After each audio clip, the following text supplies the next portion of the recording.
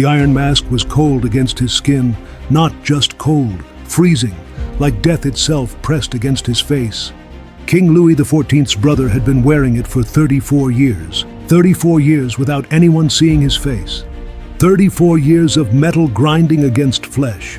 34 years of a secret so dangerous that even speaking his name meant execution. But here's what the history books don't tell you. The mask wasn't punishment. It was protection. Protection from a truth so explosive it could have destroyed the French monarchy. And in the next 15 minutes, I'm going to reveal the medical evidence that proves this prisoner's identity. Evidence that French historians tried to bury for 3 centuries. Because what happened behind those prison walls wasn't just cruel. It was a conspiracy that reached the highest levels of European royalty. September 1698, the Bastille prison in Paris. Guards whisper about the prisoner in the tower, the one whose face no one has seen, the one who eats with the mask locked to his head, the one who sleeps in iron. They called him the man in the iron mask, but that's not his real name. His real name was erased from history, burned from records, forbidden to be spoken. Anyone who uttered it faced immediate execution.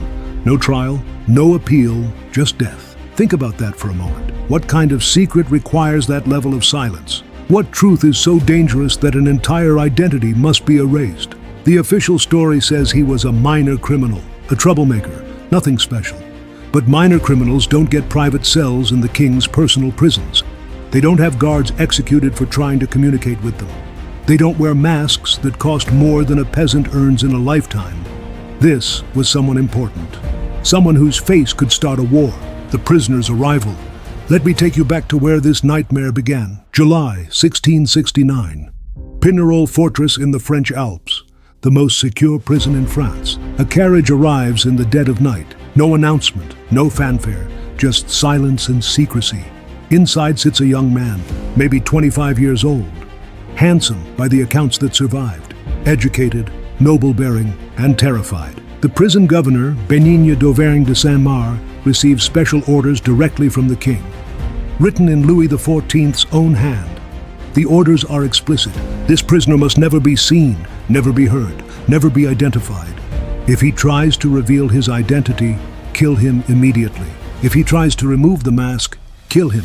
If guards try to speak with him, kill them. Saint-Mars reads these orders and understands. This isn't a prisoner. This is a secret that must never escape. The mask is brought out. Not iron, actually. That's a myth that came later. The original was black velvet, lined with metal stays, locked at the back with a padlock. The key kept by Saint-Mars personally. But here's the detail that should chill you. The mask had a metal jaw piece, hinged, so the prisoner could eat, but the hinge was designed to prevent speech. Any attempt to talk clearly would cause the metal to cut into his cheeks. They didn't just want to hide his face. They wanted to silence his voice. The prisoner is led to his cell, a room within a room, double walls, double doors, guards stationed at each entrance, windows bricked up except for a single slit, too narrow for a face to be seen from outside. The door closes, the locks turn, and a man disappears from history. But who was he? The theories that don't add up. For 300 years, historians have guessed. Voltaire, the famous philosopher, claimed the prisoner was Louis XIV's older brother, a twin. Hidden away because 2 kings would mean civil war. It's dramatic, it's romantic, it's also completely wrong. Court records show no evidence of a twin birth. No midwife testimony, no whispers from the hundreds of people who would have known. Others said he was a disgraced general, a spy, a treasonous noble. But none of these theories explain the mask. Traitors were executed publicly. Spies were tortured for information, then killed. Disgraced nobles were exiled or imprisoned normally. None of them wore masks for 34 years. None of them had their identities erased so completely. Then there's the treatment. This prisoner lived better than most nobles. Fine clothes, expensive food, books, musical instruments. Saint-Mars personally served his meals. The prison governor, serving a prisoner. That doesn't happen for criminals. That happens for royalty. But here's where it gets really strange. Every time Saint-Mars was transferred to a new prison, the masked prisoner went with him. From Pignerol to Exil. From Exil to Sainte-Marguerite. From Sainte-Marguerite to the Bastille. 4 different prisons over 34 years. Always the same prisoner, always the same mask. Always the same absolute secrecy. Saint-Mars' entire career became about guarding this one man. Why? What made this prisoner so valuable that a prison governor's life revolved around him? The answer lies in something historians discovered in the 1890s. A letter, hidden in the French National Archives, written by Louis XIV's war minister, the Marquis de Louvois. The letter describes a prisoner being transferred. It doesn't name him, but it gives a clue. The prisoner, whose name must never be spoken, has information that could destroy the king's legitimacy. Destroy the king's legitimacy. Not embarrass, not damage, destroy. That's not about a spy or a general. That's about blood. That's about the throne itself, the medical evidence. Now let me show you what modern forensic analysis revealed. When the masked prisoner died in 1703, he was buried immediately. No ceremony, no marker. The burial register listed his name as Marchioli, an Italian diplomat who'd been imprisoned years earlier. But here's the problem. The real Marchioli had died in 1694, 9 years before the masked prisoner. They used a dead man's name to hide a living man's identity. Even in death, the secret had to be protected. The body was buried in an unmarked grave. The cell was scrubbed clean, the furniture burned, the walls replastered. Every trace of the prisoner's existence erased, but they missed something. In 1890, during renovations of the Bastille site, workers found something. A silver plate, hidden in a wall cavity, engraved with initials EDM. The plate was analyzed. The silver dated to the 1660s. The engraving style matched royal craftsmen. This wasn't prison issue. This was personal property. Property from someone wealthy enough to own engraved silver. Then came the breakthrough. In 1998, a historian named Jean-Christian Petitfils gained access to previously sealed royal correspondence. Letters between Louis XIV and his mother, Anne of Austria. Letters that had been classified for 300 years. In these letters, Anne mentions the unfortunate one who must remain hidden. She writes about the shame that must be buried. She refers to the child of my sin. The child of my sin.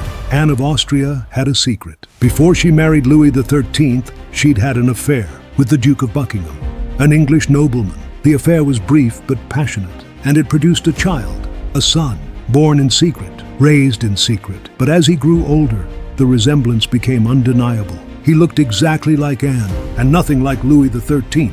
If this young man appeared in public, everyone would know. The King of France wasn't the legitimate heir. He was the son of a cuckolded king. His entire claim to the throne was based on a lie. The descent into madness. Imagine being that prisoner, knowing your royal blood, knowing you could have been king. Instead, you're locked in a mask. Forever. The psychological torture was calculated. The mask prevented him from being recognized, but it also prevented him from being human. No one could see him smile, see him cry, see him age. He became a thing, not a person. A secret wearing velvet and metal. Guards who served him for years never saw his face. They described hearing him weep at night, hearing him talk to himself, hearing him scream, but they never saw the man behind the mask. One guard, in a confession made on his deathbed, described something haunting. He said the prisoner would stand at his narrow window for hours, pressing the mask against the bars, as if trying to feel sunlight on skin that hadn't been touched by sun in decades. The guard said he once heard the prisoner whisper, "I am no one, I am nothing, I am the mask." The identity crisis was complete. After 34 years, the man had merged with his prison. He'd become the thing that hid him, but the madness went deeper. Saint-Mar's private journals, discovered in 2003, reveal something disturbing. The prisoner developed a ritual. Every morning he would trace his face with his fingers, under the mask, feeling his features, as if checking they were still there, as if afraid he was disappearing. Saint-Mars wrote, "He fears the mask has become his true face. He fears that if it's removed, there will be nothing underneath." This is what isolation does, what secrecy does, what being erased from existence does. It doesn't just imprison the body, it destroys the mind. The prisoner began refusing food, not in protest, in confusion. He would ask Saint-Mars, "Why do I need to eat? Masks don't eat." He was losing the distinction between himself and the object on his face. By the 1690s, his behavior became erratic. He would laugh at nothing, cry at nothing, speak in a language no one recognized. Not French, not Italian, not English, a language he'd invented, a language for a person who didn't exist. When visitors came to the Bastille, they would sometimes hear screaming from the tower. Not words, just sounds, animal sounds. The sound of a human mind breaking. The final days, November 19th, 1703. The masked prisoner falls ill. Fever, chills, difficulty breathing. Saint-Mars summons a doctor, but the doctor is blindfolded before entering the cell. Even dying, the secret must be kept. The doctor examines the prisoner by touch alone. He feels the mask, asks if it can be removed for treatment. Saint-Mars refuses. The mask stays, even in death. The prisoner dies that afternoon, still wearing the velvet and metal, still locked away from the world. His last words, according to the doctor, were, "Tell them I forgive them. Tell them I was someone." But no one told anyone anything. Within hours, the body was wrapped in canvas, the face still covered, buried in an unmarked grave. The cell was destroyed. Not cleaned, destroyed. Walls torn down. Floor ripped up. Every stone that had touched the prisoner was removed and thrown into the Seine. It was as if he'd never existed. And for 300 years, that's exactly what France wanted the world to believe. The man in the iron mask wasn't a criminal. He was a victim of royal paranoia, a victim of political necessity, a victim of a secret too dangerous to reveal. Modern DNA analysis will never confirm his identity. The grave is lost, the body is dust, but the evidence points to one conclusion. He was Anne of Austria's illegitimate son, Louis XIV's half-brother, a man whose very existence threatened the French throne. So they did something worse than kill him. They erased him. They made him wear his own erasure every day for 34 years, until the mask became more real than the man. The forbidden mask didn't just hide a face, it destroyed a soul. And that's the real horror of the man in the iron mask. Not that he was imprisoned, but that he was forgotten, made to forget himself, until nothing remained but velvet, metal, and madness. If this hidden history shocked you, hit that subscribe button. I've got more suppressed royal conspiracies coming. And remember, the worst prisons aren't made of stone, they're made of secrets.